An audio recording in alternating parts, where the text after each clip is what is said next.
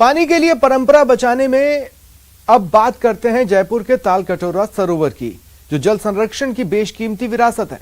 लेकिन कभी सैलानियों से गुलजार रहने वाला ये सरोवर आज बदहाल है। पिंक सिटी की शान तालकटोरा बदहाल। सरोवर में गंदगी का अंबार, संकट में जल संरक्षण की विरासत।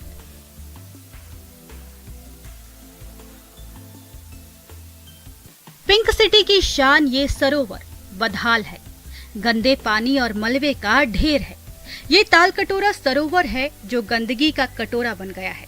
कभी ये सरोवर सैलानियों से गुलजार हुआ करता था, पानी साफ हुआ करता था।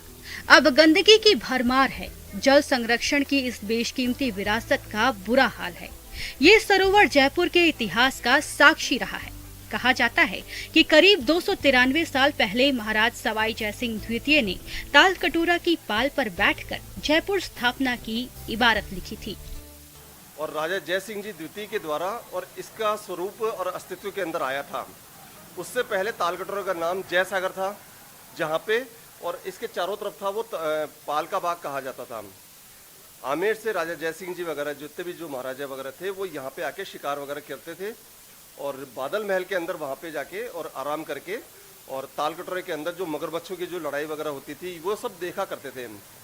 वो तालकटोरे का स्वरूप और आज की तारीख में और बदल चुका है। आज इसके अंदर टोटल करीब गंदे पानी का जो नाला है वो आ रहा है। तालकटोरा सरोवर का पानी पवित्र माना जाता था। सरोवर तक गणगौर और तीज की सवारी निकलती थी। पहले के टाइम में ये था कि इसको एक तरह से गंगा की तरह शुद्ध मानते थे। तो यहाँ जो गणगौर के लिए भी ये था कि गणगौर पहले घेवर खाती थी, फिर यहाँ पे पानी इसी से ही पिलाया जाता था। सारे देवी देवता ये था कि 11 वाले दिन यहाँ पे आके उन्हें पानी पिलाया जाता था। और आसपास के इलाके में भी ये था कि भाई काफ़ी इसके पानी से लोगों को बहुत फ़ायदा होता था। वो लोग काम में लेते थे इस पानी को। बहुत शुद्ध पानी था पहले इसका। तो अब ये है तो अब तो पानी बहुत गंदा हो चुका है इसका। तालकटोरा सरोवर में पहले नागरगढ़ से बारिश का पानी नालों के जरिए पहुंचता था। लोग सरोवर के पानी का इस्तेमाल करते थे। इसमें साफ पानी भरे रहने से आसपास के कुओं और बावड़ियों का पानी का लेवल अच्छा रहता था। लेकिन इसके संरक्षण को लेकर अनदेखी की गई, जिससे इसमें सीवरेज का गंदा पानी और मलबा जमा होता चला गया और ये खूबसूरत सरोवर बदहाल हो गया। लेकिन सरकार की अनदेखी के कारण इसकी दुर्दशा है। हाल ही में पिछले कुछ वर्षों में ये सूख करके बिल्कुल साफ हो गया था। उसके बाद सामाजिक संगठनों ने मिलकर के श्रमदान किया और ये जो नाले गंदे नाले आते थे उनको रोकने के लिए अभियान चलाया। आज भी इसके अंदर सीवर का पानी आ रहा है, नालों का पानी आ रहा है। पर्यटक स्थल ऐसा था, दूर दूर से आदमी इसको देखने आते थे। यहाँ बोटिंग, बहुत अच्छी बोटिंग भी होती थी और चारों तरफ ऐसे हरियाली भी थी। यह बहुत ही सुकून का काम था यहाँ। और अब ये है कि इसका गंदा पानी हो गया, कोई ना देखने आता है ना कोई आता है। और बदबू आती है, इतनी बदबू आती है। जब गर्मी पड़ती है ना, गर्मियों में तो आसपास के लोग को रहना ही दुश्वार हो जाता है। तो वहीं इसको लेकर हेरिटेज नगर निगम की मेयर खुद मानती हैं कि सरोवर का बुरा हाल है। ऐतिहासिक धरोहर को संरक्षित करने की जरूरत है। नगर निगम हेरिटेज क्षेत्र में जो भी ये विश्व धरोहरें हैं हमारी, इनको हमें संभाल के और सजो के रखना है। उसकी सफाई का काम चल रहा है, अभी भी चल ही रहा है। और तालकटोरा हो या जल महल हो, ये हमारे सौंदर्यीकरण के बिंदु हैं। सरोवर की साफ सफाई का काम तो किया जा रहा है, लेकिन बहुत धीमी गति से। जरूरत है तालकटोरा सरोवर को जल्द संवारने की, ताकि शहर की शान और जल संरक्षण की ये बेशकीमती विरासत का अस्तित्व बना रहे। न्यूज़ 18 राजस्थान के लिए जयपुर से दीपक व्यास की रिपोर्ट। जन्माष्टमी के दिन टोंक के देवली में पुजारी की हत्या पर बवाल शुरू हो गया है। आवाम का आक्रोश फूट पड़ा है। पुजारी के लिए इंसाफ की मांग हो रही है। मामूली विवाद में खूनी खेल, पुजारी, मर्डर और बवाल। दिव्यांग पुजारी के मर्डर पर बवाल शुरू हो गया है। इस घटना को जन्माष्टमी के दिन टोंक के देवली में अंजाम दिया गया है। खूनी वारदात पर आवाम का गुस्सा फूट पड़ा है। ब्राह्मण समाज के लोग सड़कों पर उतरे और इंसाफ की मांग शुरू कर दी है, जिसमें आरोपियों की गिरफ्तारी, परिजनों को मुआवजा और मेडिकल बोर्ड से शव का पोस्टमार्टम कराने की मांग पर अड़े हुए हैं। ये पुजारी था नीलकंठ महादेव का और उसमें उसकी हत्या हो गई। ये दुर्भाग्य घटना, दुखद घटना है। इससे सर्व समाज में बहुत दुख की लहर है और प्रशासन से हमारी मांग है आर्थिक सहायता 50 लाख रुपए उसको दिया जाए, मुलजिमों को गिरफ्तार किया जाए और मेडिकल बोर्ड से उसकी जांच हो। पोस्टमार्टम तभी होगा जब ये तीनों मांगे हमारी मान ली जाएगी। मोन्टू और उसका भाई जो शिवराज, इन दोनों ने मिलकर के योजनाबद्ध तरीके से एक छोटी सी बात, आजकल कोविड चल रहा है तो मास्क लेने गए थे। वहाँ जो भी दर्शन करने आते हैं वो पुजारी अपनी ओर से मास्क सबको देकर के अंदर प्रवेश कराता है। फ्रिज में वो डुप्लीकेट मास्क देने की वजह से उसके बच्चा वापस देने गया, भाई वापस जमा करा दो, तो उसने ले लिए, उसने पैसे नहीं दिए, उसने मास्क भी फेंक दिए। पड़े हुए को उन्होंने दोनों भाइयों ने मिल करके और लाते मार मार करके उसे सीने पे लाते मारी है, जिससे उसका जो है संतुलन बिगड़ गया। आइए अब आपको बताते हैं मामूली विवाद पर किस तरह पुजारी की बेरहमी से हत्या की गई। मिली जानकारी के मुताबिक दिव्यांग पुजारी गोपाल ने चाय की दुकान चलाने वाले मोन्टू साहू से मास्क खरीदा था। मास्क खराब निकलने पर पुजारी ने मोन्टू से शिकायत की, जिस पर मोन्टू और उसका भाई शिवराज आग बबूला हो गया, जिसके बाद दोनों भाइयों ने मिलकर पुजारी की बेरहमी से पिटाई शुरू कर दी, जिससे पुजारी गोपाल की मौत हो गई।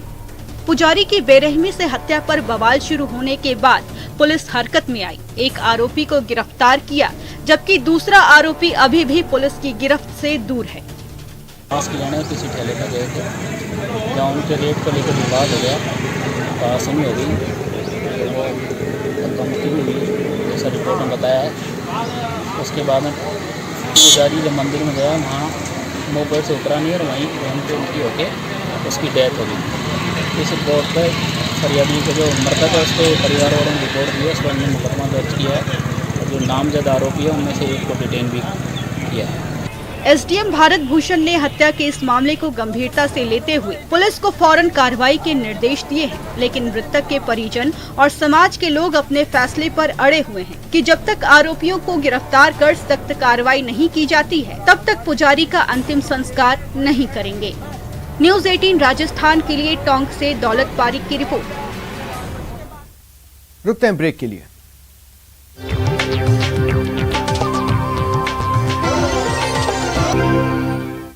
ब्रेक के बाद अब बात हनुमानगढ़ की, जहां सिंचाई विभाग कार्यालय पर किसानों ने हल्ला बोला। रावतसर और नौरंगदेसर नहरों में सिंचाई की पानी की मांग को लेकर किसानों ने जमकर प्रदर्शन किया। किसान ऑफिस का गेट फांदकर अंदर घुस गए। इस दौरान किसानों और पुलिस के बीच झड़प हुई। मामला बढ़ता देख विभाग के ऑफिस में अतिरिक्त पुलिस जाब्ता तैनात किया गया।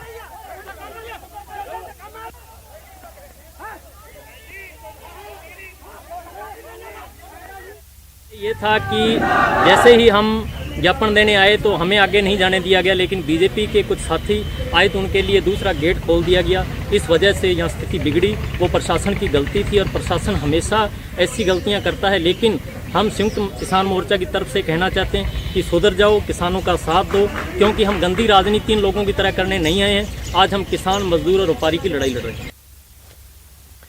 एक तो मौसम की मार और अब मुआवजे के लिए अन्नदाता परेशान।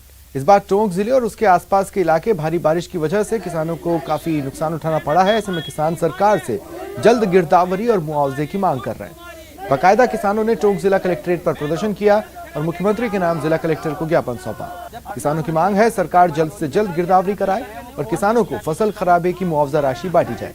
किसानों ने बीमा कंपनियों पर भी शोषण का आरोप लगाया। टोंक जिले के किसान अपनी फसल बर्बाद होने के कारण आज बीमा कंपनियों से बीमा क्लेम दिलाने के लिए आज फिर जिला कलेक्टर को ज्ञापन दिया है, मुख्यमंत्री के नाम ज्ञापन दिया है कि किसानों को जल्दी से जल्दी उनकी फसल खराबे का मुआवजा दिया जाए। अभी हमारे ज्ञापन को कलेक्टर साहब लेने आए, नए एडीएम साहब लेने आए थे, उनको भी हमने बताया। उन्होंने कहा कि हमने आदेश जारी कर रखे हैं। बात करते हैं नशे पर नकेल की। चूरू में पुलिस ने ऑपरेशन प्रहार के तहत नशे के सौदागरों पर कार्रवाई की। सदर और दुधवा खारा थाना पुलिस ने ऑपरेशन प्रहार के तहत एक स्कॉर्पियो से 336 किलो अवैध डोडा पोस्ट बरामद किया। मामले में पुलिस ने एक आरोपी को भी गिरफ्तार किया है। हालांकि कार्रवाई के दौरान 2 तस्कर फरार हो गए। तस्करी में काम ली गई स्कॉर्पियो को भी भीलवाड़ा से चोरी किया गया पाया गया। पुलिस ने तस्करों को एस्कॉर्ट कर रही फॉर्च्यूनर को भी बरामद किया है। एक आरोपी लोकेश पूनिया को गांव पिथिसर के खेतों में करीब 3 किलोमीटर पैदल पीछा कर दबोचा। जब्त अवैध डोडा पोस्ट की अनुमानित कीमत करीब 20 लाख रुपए आंकी गई है। मुझे दें इजाजत, नमस्कार।